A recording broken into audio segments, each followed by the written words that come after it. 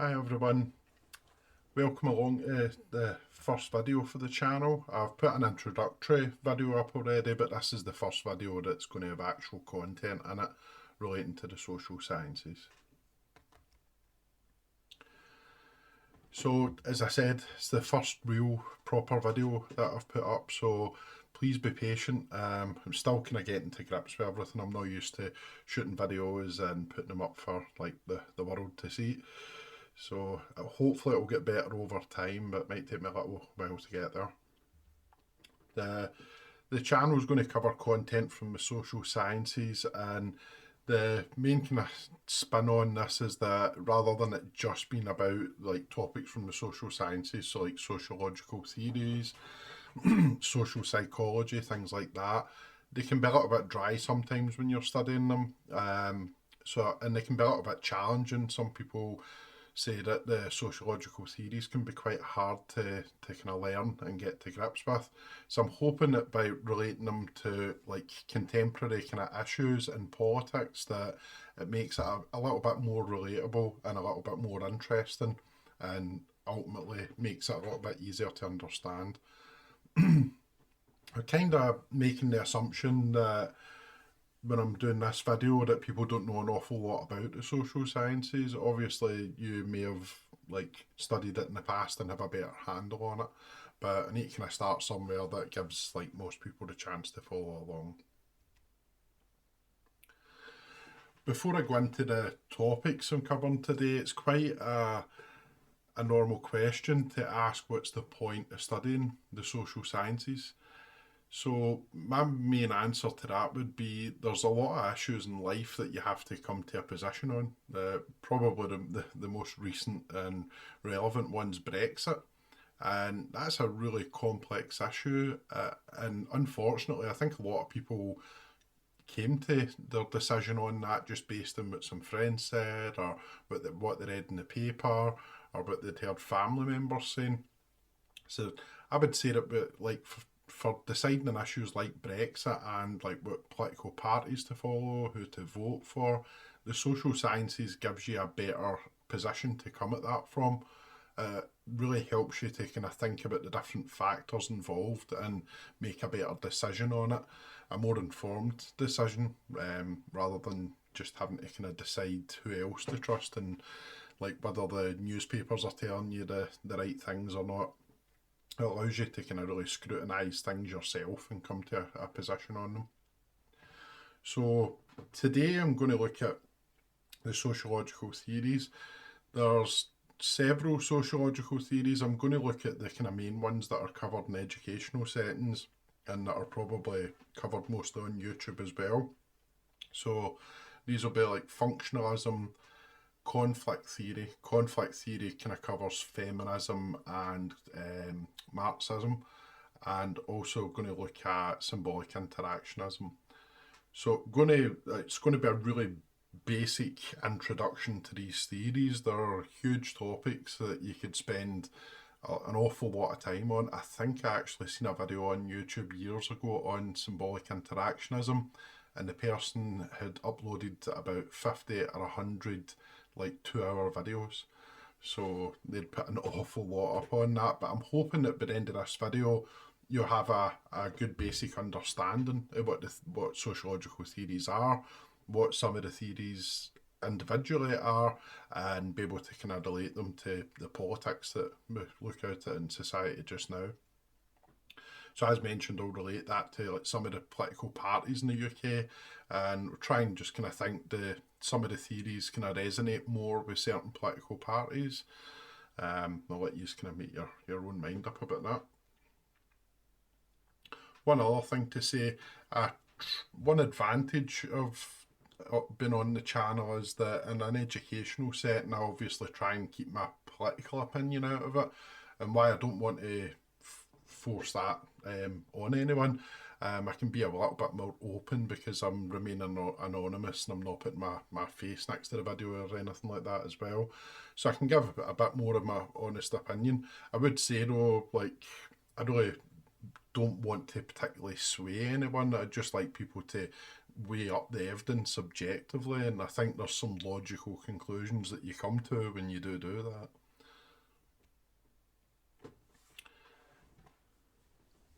So, what are sociological theories? That's a reasonable starting point. Basically, there are different ways to look at society. A bit of a lens to look at society or the world through, and try and understand what's going on. Does it make sense? Is it fair? You can ask kind of questions like that through the kind of lens of the theory. I usually say to students, I usually liken it to the filters that you get in a smartphone. So you might have filters to make a photograph, to turn it black and white, or put bunny ears on it, or all kind of things like that. It's the same photograph though. You're just kind of altering how it looks by applying those filters to it. So it's the theories are a bit like that. It just gives you a way to look at society and think how it kind of what you think of it really. Does it make sense? And then look through the eyes of another theory and think, well, does that make more sense? Is that like a better understanding I've got of society looking at it that way, or am I better looking at it with a theory that I had before? I would say as well, like another example is like even political parties seem to view society very differently. Like the Labour Party, for example, are known for being more socially orientated, for wanting to provide more help via the welfare state, for example, like benefits. And the Conservatives are more known for not providing as much help through benefits and wanting it to be more a case of everyone getting on for themselves, a kind of economic survival of the fittest. So I don't think a lot of people that would vote Conservative are doing it out of spite or because they're nasty. There might be some that are, but I don't think that's the intention of most of them. They're probably just seeing society differently. They're thinking that the fairer system is kind of economic survival of the fittest. So, like, people need to work hard and everything. But obviously, that's not much help if you're disabled or you've not the same opportunities as other people. So it's not very inclusive sometimes to look at things that way. So I mean that's just like different political parties all view the same problems in a very different way. So there's two main types of sociological theories. Deterministic ones, and deterministic theories are kind of suggesting that society shapes the individual. So you don't have too much kind of choice and input on things. Society is really determining your outcome and how your life's going to be. And then you've got the free will theories, and these emphasize more that the individual actually shapes the way that society is. So then the individual might be able to like change the kind of normal attitudes that's out there in society and how people view things and how their future's going to be and how other people's futures are going to be. The individual would have a kind of big impact on that. I've put some photographs on slides. I try not to put a lot of text on slides because I think you only really take so much in, and then it starts to get either a bit overwhelming or you just get bored. So I've tried to put like a few images in slides just as kind of talking points. Even the PowerPoint itself, that's just there as a prompt for some dialogue. Hopefully we'll get some good discussion in the comments sections in the videos. It'd be interesting to hear your thoughts on any of the topics we've covered. So deterministic theories, yeah, the society shapes the individual. As I mentioned, I'll put kind of pictures there as like just as prompts to have a bit of discussion, which is hard in a video that I'm shooting. It would be good if you could actually input on it. Maybe like get to doing live sessions at some point. So, do you view society as shaping the individual? If you look at that photograph there, I mean, the people seem really keen to get a good educational experience. I think that's a photograph of a school in Zambia. I'm guessing grade 7, but writing above the door. They don't have if you look at the, I mean, there might be laptops and iPads and things like that in the classroom, but it doesn't look very likely from the circumstances, the kind of photo. So, assuming that they don't have all the resources that you might find in a UK school, is that going to stop them from doing as well as UK kids? Now, this is the point where some people break off, and an argument I meet a lot of the time from students is, well, I know a friend and they grew up in really poor circumstances and they didn't have very many things going for them, but they worked really hard and they done well. Now, that's good for that person to have done that, but in sociology and the social sciences, you're looking at patterns. You're trying to see what is the pattern. So, for example, if you took one of those individuals there, let's say there was twins in the class, and you moved one of the twins to the UK, and they grew up in the UK school with the extra resources that were there, and one of them grew up in the school there, which one would be more likely to do well? And you could make the argument that the one in the UK would be getting better resources all the time, they might have better access to good food, the quality of education might be better, there might be more employment opportunities for them.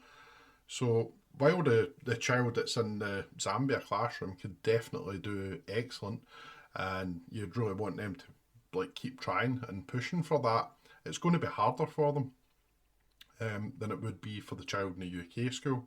The Zambia UK analogy is quite an extreme one. If you take this to the UK, for example, there will be different parts in the UK where there's a different educational experience, either through class sizes or poverty in the area. So you have to start asking then, is that fair? Is it fair that certain individuals are getting an easier kind of ride of things than others? So it's definitely true that an individual can kind of rise above it, but should individuals have to rise above it more in certain areas, in certain schools? That I would suggest is unfair. Everybody should have the same opportunity. Another way of looking at things in the photograph as well is to think about the opportunities roundabout. So if you happen to be born in a country where there are loads of opportunities and your government's done a great job of attracting businesses and investment in the area, the chances are that you leave education, and whether you've done particularly great or not, there might be a job there might be good wages for the jobs that are on offer. So the person's likely to do quite well. And on the other hand, if the government's done a particularly rotten job or they're corrupt, there might not be that those opportunities there and that investment in the area, which could mean that people's health outcomes were worse, the pay that they were going to get was worse. Even if they'd done great in education, there might not be the jobs there for them. So it's quite likely in that scenario that the person's life wouldn't be as good. So that's what this theory is saying, that society shapes the individual. Not this theory, sorry, this type of theory, the deterministic theories. It's quite depressing, I guess, that it's kind of suggesting that things are set in stone almost, and that your life's just determined by your surroundings. You could also think about the opposite of this, if you were maybe born into the royal family, then you're not going to struggle for opportunities or for money, so it's a lot more likely that your life's going to turn out quite positively. And I think the thing to underline there is the fact that nobody's really got a choice in that. The kids in the photograph don't have a choice in relation to where they're born, and the folk that's born into the royal family as well, they won't have any choice in that. It's just luck. So the other type of theories are suggesting that the individual shapes society. So it's the reverse of what we were looking at a minute ago. It's suggesting that the individual can change the kind of norms and the attitudes of people round about them, and that's actually what determines how society turns out and how society works. If you're kind of looking at things through those eyes, then could think about we could think about an awful lot of individuals, but the people in the images there that you might be familiar with, I think everybody knows Trump. So did he change the way society was? Did they change the way that society operates in America? And I think it'd be hard to say that he didn't.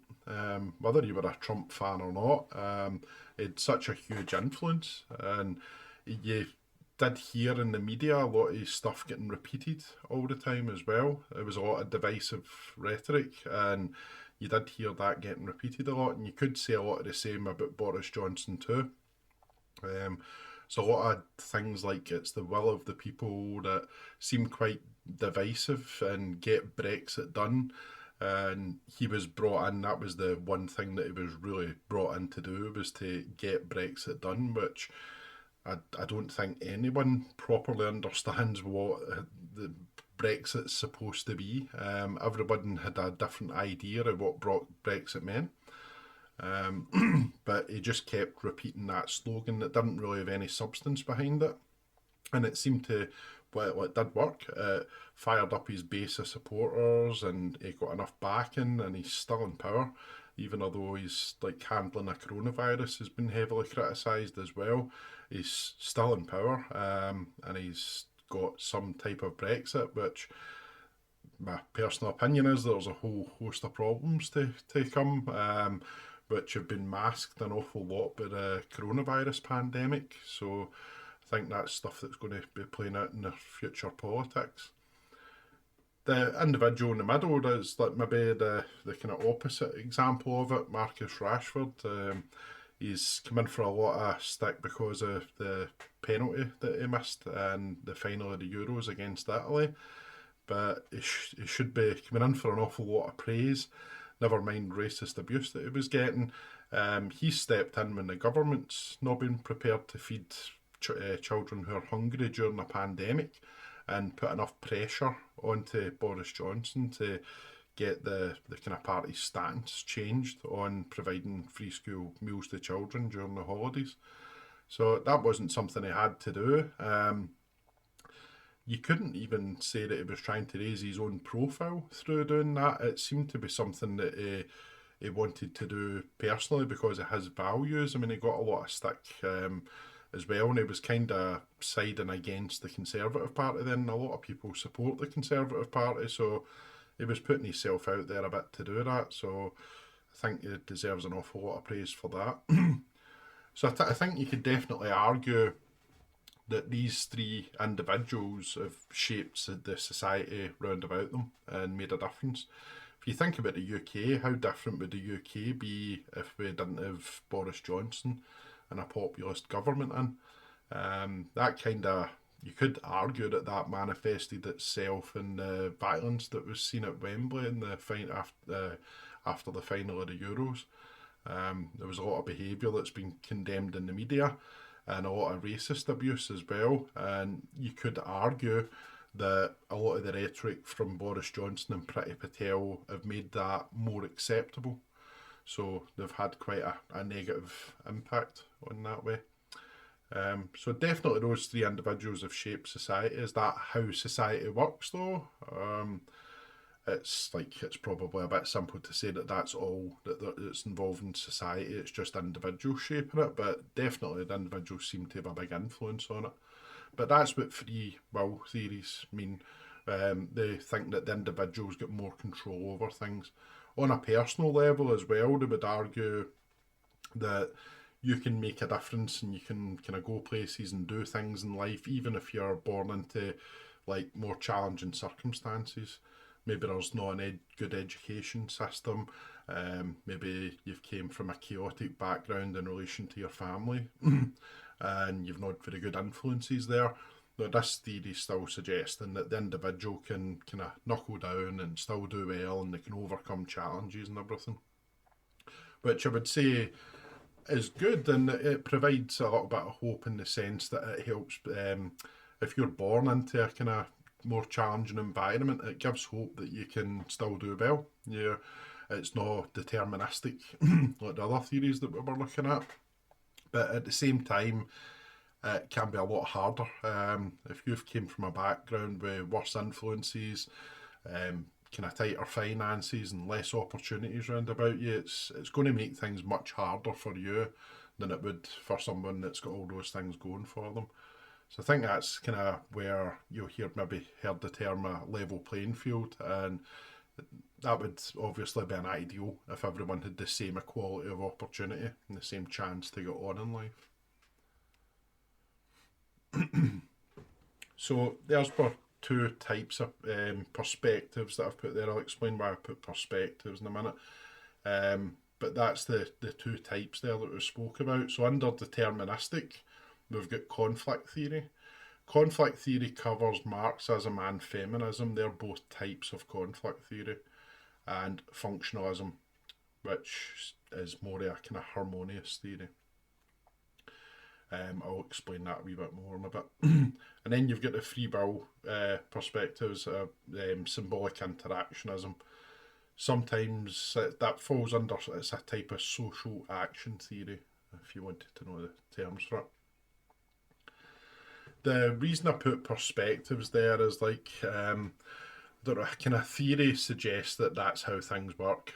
It's a little bit different from theories that you might get in physics and things like that. And within sociology and psychology, it's like a theory. It's just it's someone's perspective on it. It might not be as accepted as like the theory of relativity as within physics, for example. So perspectives, I think that captures it a bit better.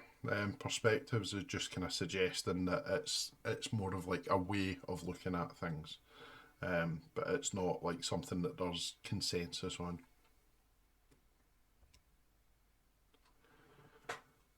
So coming to the conflict theories and having a wee look at them first. First one you can look at by Marxism, which I think everyone would have kind of heard about. That's to do with the works of Karl Marx, who wrote an awful lot of books. This Capital being one of them, which is a pretty huge book. I've not read all of that, and it's basically the kind of cliff notes, if you like, of Marxism are that it sees conflict in society. That's how it thinks society works. There's antagonisms between the rich and the poor that kind of go backwards and forwards, and that kind of shapes how society works. The terms that Marx coined for the rich and the poor, the rich were the bourgeoisie, and the poor were called the proletariat. And the suggestion here is that, well, if you're back then when Marx was talking about this, a lot of things come down to whether you were a landowner or not. So if you were a landowner, then you're going to have a lot more kind of power and influence over people. You could have people working for you. You kind of owned the means of production, so to speak. So people had to kind of bow to you, and you could get them working for you. But if you didn't own any land or have any resources, then you were one of the poor or the proletariat. So it thought that like resources were important, and that if you were one of the rich people, that basically you were going to get a better ride of things in life, and it was just going to be much easier for you, and you would have more power, more say in how society works, and you'd be able to get your way with things. Now, something else Marxism notices, though, is that there were far more poor people than there were rich people. So one of the things that Marx spoke a lot about was class consciousness. And that's that he basically thought that the poor people could realise that there's an awful lot of us, and if we're not there doing all the work for the rich people, then their land won't do them much good. They won't have any like crops, and they won't be getting anything out of it. We're doing all the hard work here, so we actually have some power. We can maybe do something about this. So the argument was that the kind of poor or the proletariat could get together and rise up, because they'd kind of developed that class consciousness, and they could like strike and make the rich people give them better conditions. So it might be giving them more time off or giving them a bit of land to do their own thing with. But they had collective power, it was arguing. So Marx argues that this would happen quite often, that the kind of poor would get together and try and do something about their conditions, and that it would work quite often. They would be able to get a better deal, maybe not all the time, but sometimes it would, and they could improve their conditions. But ultimately, the power rested with the rich people because they did own the kind of land and any kind of means of production. So that's a really basic example of that. If you try to relate that to like politics just now, I think the thing that kind of springs to mind with me is like you hear all the time about the Eton educated people, like the Bullingdon Club that I think Boris Johnson was in. So it's like so many of them came from like Cambridge and Eton, and the argument is there that because they were rich, they got to go and get that good education. Their parents had more power and like influence over things, so they could help shape their children's destiny, and then the individuals themselves weren't short of money, so they were able to kind of push for a better future, and that's why so many of them end up being MPs. But with that, they get to have like undue kind of power and influence over society. I mean, how much influence does Boris Johnson have over things? He could quite easily choose tomorrow to like implement policies that were going to benefit like everyone in society more, not just kind of aim more at kind of tax breaks for the rich or contracts for like Tory party donors. He could be trying to do something to kind of make a difference like in a more progressive way if he wanted to. He's got such power over the country. You could think as well that the racism that Marcus Rashford and Saka were getting after the penalties in the European Championship final. How would attitudes to racism have changed if Boris Johnson had come out today and said, this is just not acceptable.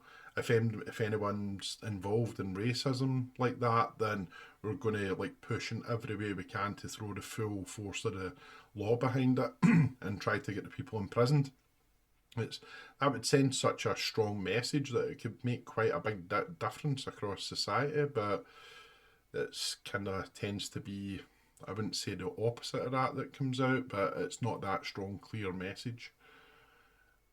So another example of a conflict theory is feminism. I'm probably not going to talk too much about this one. One of the reasons being it just feels a little bit uncomfortable sometimes as the kind of white, maybe not quite middle-aged yet, but getting towards that guy. So it just, sometimes there's inclusive attitudes from people towards people of my kind of demographic commenting on these issues, but sometimes it's not as welcoming as well. But so it's one I'll probably not overly focus on, but it basically the argument that society is kind of defined in terms of a power struggle between males and females. And I think it would be hard to argue that that's not the way society's been at times. If you look back like 100 years or so ago, then you had like males, for example, if they married a female, they would automatically own her property. It would become theirs. So they definitely had like undue power in the dynamic. So and you think about very obvious examples about women not being able to vote, which just seems ridiculous these days, but that was the way society worked if you go back a number of decades. So it's like there's definitely been times where there's been a very unfair dynamic between males and females, and society has worked along those lines. It's definitely changed. That's not to say it's all fine now though. It's just the type of issues have changed. So instead of being the right to vote, it's now more to do with things like equal pay, for example, and trying to reduce or stop domestic violence that overly affects females compared to males. It does affect both, but If you look at the statistics, then usually the statistics, there's a few sources that have it a bit more close, but most sources like the Office for National Statistics have it weighted that domestic violence occurs a lot more towards females from males. So that would be some of the things that feminism would be looking to tackle nowadays. It's not that like, oh well, women's got the right to vote now, so it was mission complete. That was just one wave of feminism, and you get different waves of feminism that deal with different arguments. You also get different types of feminism as well, which you will get with like most groups of people, but there's some that are take a much more extreme view on things and some that are a bit more in the middle.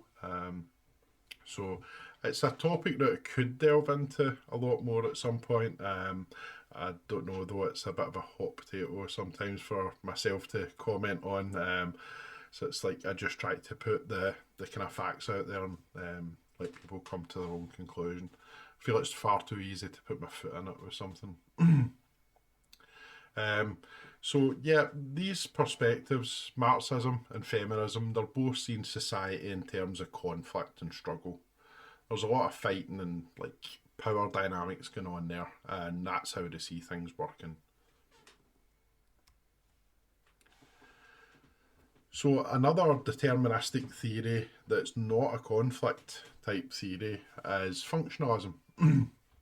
So rather than seeing all this conflict all over the place, whether it's between the rich and the poor or males and females, functionalism sees it as that society works together in order for like the whole thing to work. Everybody needs to play their part, so to speak. So you get several analogies that come up to try and explain that point. One of them being a car. The bike analogy is quite similar to the car one. So it's just arguing that every single component of the bike needs to play its part, otherwise the bike's not going to work. For example, if you take the front wheel off, it won't matter how comfortable the saddle is and how great the frame is and how many gears the bike's got, it's not going to work. Also, if you take the seat off, I mean, you might put up with it for a little while not being able to sit down, but it's going to get old quick, isn't it? If you take the chain off, it's completely critical to the whole thing working. So again, it doesn't matter how good the other parts are, the whole thing's not going to work. And exactly the same premise with the human body analogy. Lots of different parts there, but like it doesn't matter how fit and healthy the body looks. If there's no brain, then the whole thing's not going to work, and if there's no heart, then it's not going to work either. So it's like every part's playing its every kind of component's playing its part and helping the overall thing to work properly. So according to functionalism, everybody needs to do their part so that society can function effectively. So if you were likening that to I liken that sometimes to like a college setting. So you see lecturers going on strike and they're kind of exercising their power, like as Marx was saying in the conflict theory, that like they can have that kind of class consciousness and realise they've got collective power and try and bring about change. So the idea behind that is that if the lecturers go on strike, then the whole college is going to struggle to function. It's not just the lecturers that make a college function, though. It's like it's exactly the same if the cleaning staff went on strike. Then the whole thing, that whole entity, the college, is going to struggle to work, especially just now with the coronavirus epidemic. But even in normal times, if there was nobody cleaning up after lunch and things like that, and like cleaning up spillages and all the other things that go on, then it would become a pretty unpleasant environment pretty quickly. So you could say that the lecturers are certainly a part of making the whole college thing work, but so would be the cleaning staff, so would be the folk that's doing the cooking, so as that you could get your meal at lunchtime, you didn't go hungry. So would the management be, because they're helping to like organise and set the like strategic vision, they would probably call it, for the college. So it's like all these different components are coming together to kind of make the whole thing work, and probably arguably the most important one, the students. Wouldn't matter how well everyone else was doing their job. If there weren't students, then there wouldn't be a college, there wouldn't be a need for it. So that's kind of like the way functionalism's kind of viewing things as well. You could think about how the political parties view the country. So, for example, the Conservatives, do they think that everybody plays their part to help the country work? It sounds like the kind of rhetoric that I could hear Boris Johnson saying that just now, but does he really think that? Does he really value the input of everyone? Um, Even think of an example that doesn't seem to be contentious. Like, I think most people recognise how much work NHS staff have done, doctors and nurses. But yeah, if you look at it, even although Boris Johnson's been in hospital, been treated for coronavirus, and according to him, almost died, the nurses still aren't getting the pay rise that the majority of the population feel that they're entitled to. So, does he actually value each part of society? And if you look at the wages for some people in the lower rungs of society as well, they're like arguably not enough to properly live on. I think Boris Johnson would be struggling to live on them. And like, does he appreciate everyone in society? It definitely seems that he appreciates richer people a bit more. He seems to worry a bit more about them, especially Conservative Party donors. And a lot of contracts seem to go their way during the coronavirus pandemic as well. So you could definitely argue that the Conservative Party don't always seem to appreciate all the different parts of society as much as they should. The functionalist theory, though, it doesn't really like change. It thinks that because everybody's playing their part, if someone's not going to play their part, then it can break the whole thing. So it doesn't like change, it likes the status quo, it likes things just to tick over and keep working. If it's not broke, don't fix it, that type of thing. So that's maybe somewhere where it relates a bit more to the Conservative Party just now. It's like they seem to be quite happy with their lot at times. They're doing quite well, they might have their extra houses and like not very many money worries, be able to afford wallpaper at £840 a roll and things like that. So it's like they're obviously more likely to be happy with the way that things are going just now than somebody that's earning minimum wage and they're on a 0 hours contract. So this theory for that reason can be associated with more conservative type parties, just that it kind of supports the status quo. So their argument would be everything's working quite well, everyone's doing good, let's not change things too much. So I would say a really big pertinent example of that would be universal basic income. There's quite a big argument for bringing in a basic universal income for all people in the country, whether they're working or not working. And there's an argument that that might have helped an awful lot during the coronavirus pandemic because there was a lot of people left out. So that would be a really big change in society. That would be huge. So you would argue through this theory that the Conservatives wouldn't really like that because they're quite happy with the status quo and the way things are, so they're a bit less likely to do something like that. They're not going to upset the whole organism, the way it's all working.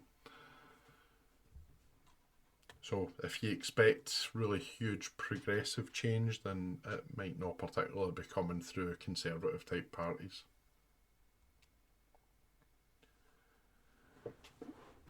So functionalism continued. I've put again trying some things out here. Some things might work, some might not. You can let me know in the comments. But I've put some key questions about the theory just as a prompt, just to see like if it works. So some key questions that I would ask through when reading about functionalism would be: does everyone get to play their part? Are we all in it together? Which is a saying that you hear quite a lot in politics. Are we really all in it together, though? It does seem at times that certain parts of society get left out. Probably a simple example of that would be the 3 million self-employed people that were excluded from the furlough scheme. So it really doesn't seem like would you feel valued by your country and your government if you were working hard, you were paying your taxes all the time, and you thought you were being a good functioning member of society, but then the furlough scheme came in and you were left out, um, even though you'd done everything that you thought you'd had to, and they weren't really looking after you and your family when you needed a bit of help off of them. So it's you could argue that it doesn't really, if through the conservative eyes, it's not really fitting into that functionalist thing where everyone's playing their part to help the whole thing work, because they don't really seem very valued, certain groups. The self-employed's just one example off the top of my head. Maybe you could let us know in the comments, but some other examples, some other groups that might be left out that aren't really getting the chance, the opportunity to play their part. And if we're all in it together, does everybody get enough support? So what about the disabled, for example? Even if you were viewing it through really crude eyes of like employment, disabled people still work and they have to overcome extra challenges quite often to work. Do they get appropriate help to do that? They still purchasing goods, which helps raise tax revenue. So there's lots of ways that they are still contributing just as fully to society. But does society recognise that they have additional challenges at times, or they may have additional challenges at times, and properly look out for them? And definitely you could argue that it doesn't always. Again, going back to another government policy, the bedroom tax was that kind of disadvantaged a lot of disabled people because they used to need extra space and extra room in their household to either for like nurses visiting or to keep equipment. So they needed a bit more space for that, but they were getting taxed because they had an extra bedroom. There was some concessions brought in for that in certain parts of the UK, but it definitely at times it seemed to disadvantage the disabled. So again, you would question if we're all in it together and we're really all working for the greater good to kind of help the whole of society function, the way that functionalism suggests. Now, if somebody's not doing their job in society, so you're talking about all these different components, like for example the college analogy, if someone's not doing their job, like the lecturer, for example, use that example, maybe they're turning up 20 minutes late for class, leaving half an hour early, turning up drunk or anything like that. So they're not really doing their part to help the whole college system work. And the same thing could be, you could level it at society. It might be someone that's turned to alcohol and they're not doing their job, so they're not paying taxes. So they're not kind of doing their bit to help the whole of society to function properly. So functionalism classes them as dysfunctional, broken basically, is the kind of term that they're looking at it. So does functionalism overly blame the individual for not doing their part in the system, rather than thinking about, is the system actually supporting them properly?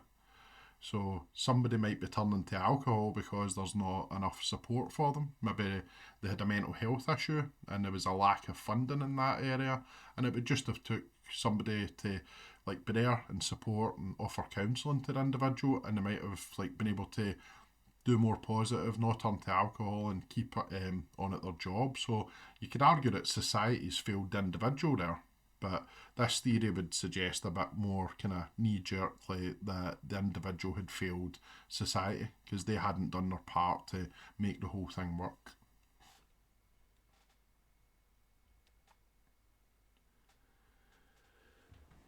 So we're going to move now to the free will theories, and there's just one that we're looking at just now, symbolic interactionism. So this theory would suggest that individuals can take action themselves to overcome challenges and take opportunities that might be there, and also to change the attitudes of about people around about them. Basically saying that the individual can make a difference. It's not all down to the type of society that you're kind of born in.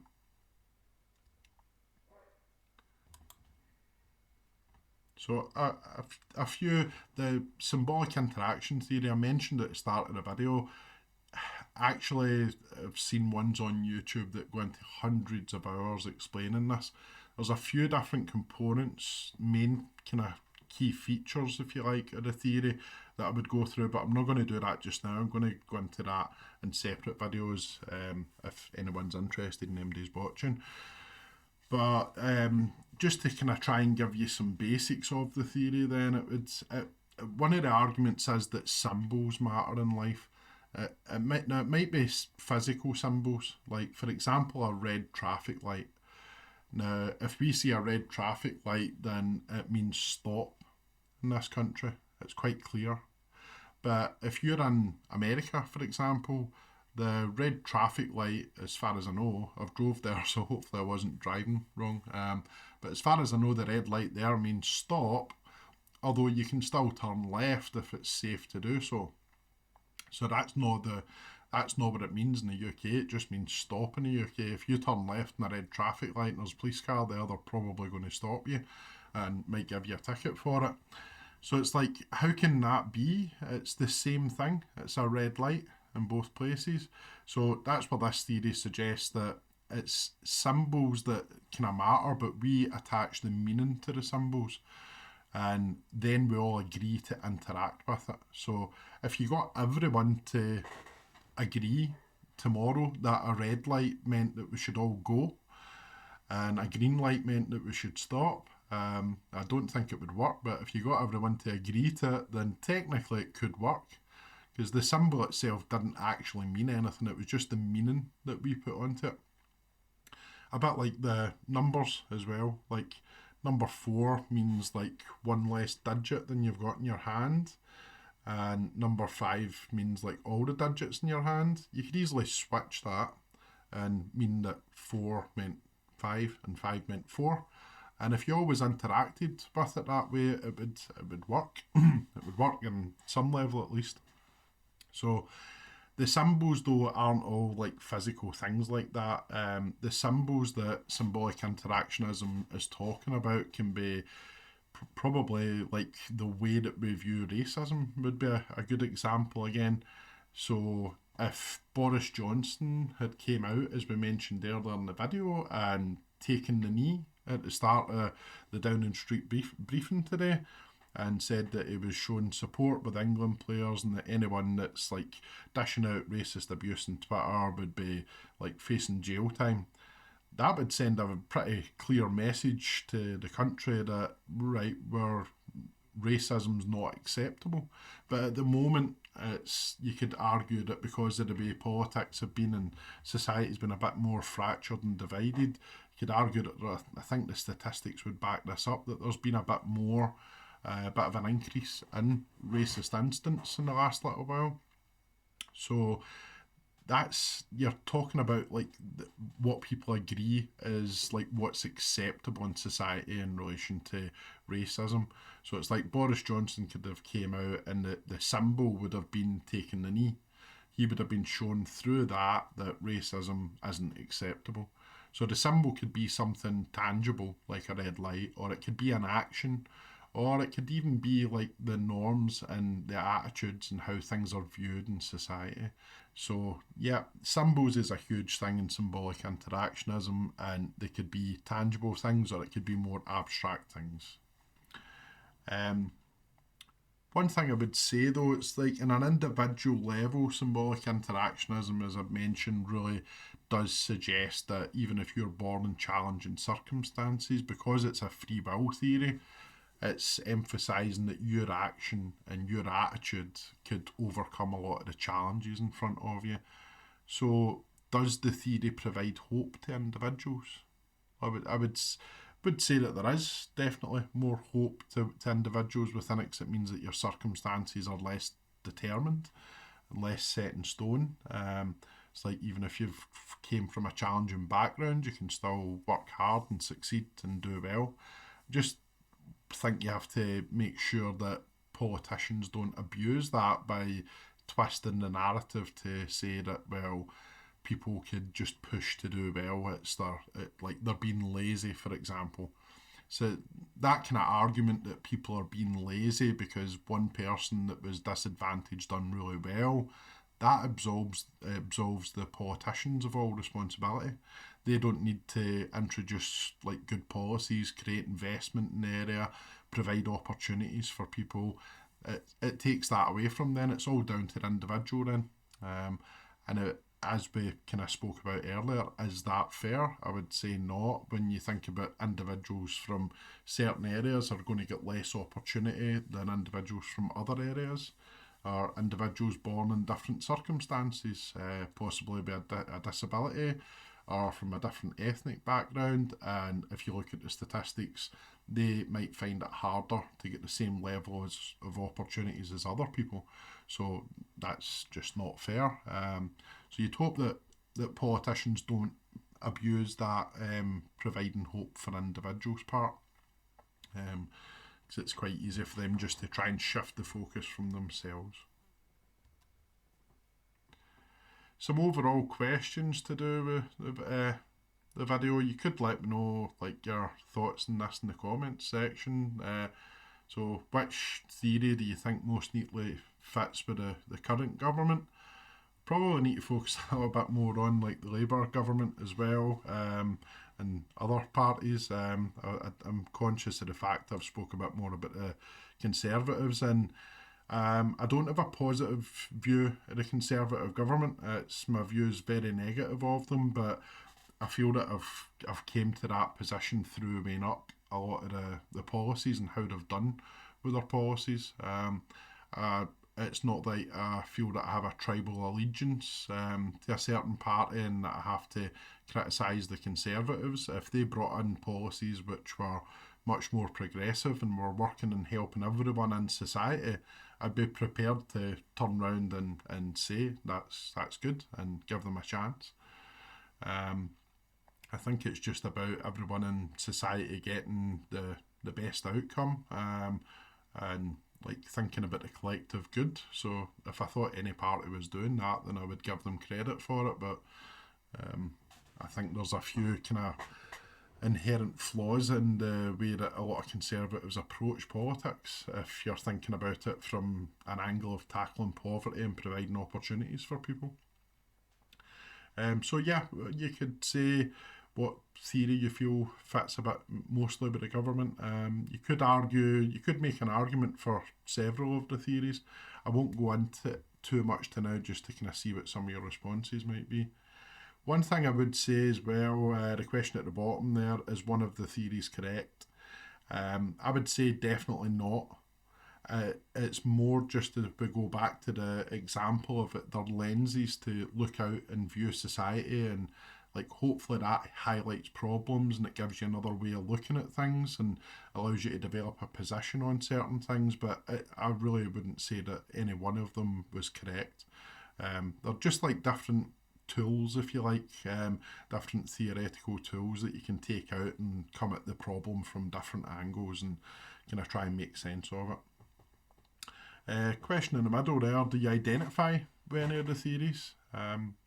I probably identify with bits of all of them, and there's not a kind of right answer, but it'd be interesting if you feel that one theory kind of identifies more with you, to hear your kind of thoughts on that and why you feel you kind of identify with that theory mostly. So how's the video been? I'm happy to hear constructive kind of feedback and thoughts on it. And also, I'm like, I'd probably, if I was judging it myself being constructive, I would say that still a little bit nervous making videos. It's a different environment from teaching in a classroom. Probably say a bit too much as well, but these are all things that I'll work on. So it's like I'm happy to hear constructive comments like that. It allows you to develop as like a person. It allows you to develop as somebody that's making videos. So that's absolutely fine to hear like any kind of, let's call them tips on how to make the video better. But I'd try and steer away from directing hateful comments at me. So unless it's something you feel very strongly with in a position, and then you could let me know. But you can still put it politely enough, and I'm happy to hear different opinions and have a bit of debate in the comments section as well. But definitely constructive kind of feedback's welcome. Compliments as well if I'm doing anything right. Take it all on board and try and develop the videos as we go forward. If you're talking to others in the comment section, just try and kind of keep up the same thing. Some of the topics that we cover are, especially in recent years, they seem to have got really divisive and bitter. If you're thinking about Brexit and political parties, it's like debate's good. It's like if people are engaging and having conversation, that's good. That means they're generally open to reconsidering their position, and you're generally open to reconsidering yours, and nobody's got all the answers, so debate can be good. So just keep it kind of civil and respectful if you can. So some topics I'm going to cover in some upcoming videos. You can have feedback and let me know if there's anything else you would like in here as well. But off the top of my head, we've kind of looked at sociological theories today, but we could go into them and kind of spend the kind of time that they deserve, or at least a bit more time, and make separate videos on each of those theories. I think that would be quite a good idea to do at some point. Socialisation, which is kind of split up into primary and secondary socialisation. So you'll have heard the term before, but socialisation is just like how we learn things, how we learn what's right and wrong, how to do things, what's acceptable, even down to like what football teams you might support, and arguably what colours you like and fashion you're interested in. So it's kind of split into primary and secondary. Primary socialisation is all to do with your family unit and your kind of immediate environment, and secondary socialisation is more to do with like how you learn through like the government, educational settings, through work, through your friends. So we'll look at that in a video as well. Social influences is just considering the different things that influence your life. So like education, again, the government are influencing you, and work as well. Religion possibly, maybe a bit less these days, but social influences we'll just consider some of the main influences on people. I guess social media has been a pretty big one lately. Social psychology is quite interesting. That's one of the kind of first areas I ever studied myself. So it's like a mixture of like the sociological side of things and the psychology side. We'll look at some straight psychology, and as always, as I've mentioned in the video, I'll try and relate these to more contemporary issues that are in the news, kind of weighted more towards political things. I might as well, if I start to feel a bit more comfortable making the videos, discuss some of the kind of topics that are kind of immediately in the news and take a kind of social sciences angle on them. For example as well, like even epidemiology, I don't think that was a word that many folk were familiar with before the coronavirus pandemic, but most people seem to have heard of that now. We could look at like the kind of basics of epidemiology and then consider, is that the path that the UK government have been following? Have they been taking the kind of measures that would fit with a scientific approach towards diseases? So that's something we could possibly look at one week. If you want to support the channel, as I mentioned in the introductory video, if you are not great off financially and you're struggling in any way financially, please don't donate a penny to myself. If you can afford it though, and you've either enjoyed the videos or you want to support the channel, then any donations would be very gratefully received.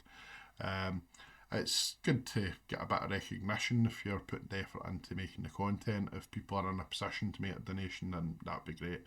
If you do want it, you can scan the QR code there with your mobile phone, or you can visit the link that's there. Now, I know you won't be able to click the link because it's a video, but I've put that into the the description section of the video, so you could access it and copy and paste it there. You can either make a one-time or a recurring donation for any amount that you want, but definitely be very much appreciated, and it probably result in me making more videos. So if you if you don't want me to make more videos, then definitely don't donate. So yeah, that's it for this video. Probably see you soon in another video. I'll talk to you soon. Thanks for watching and have a good night.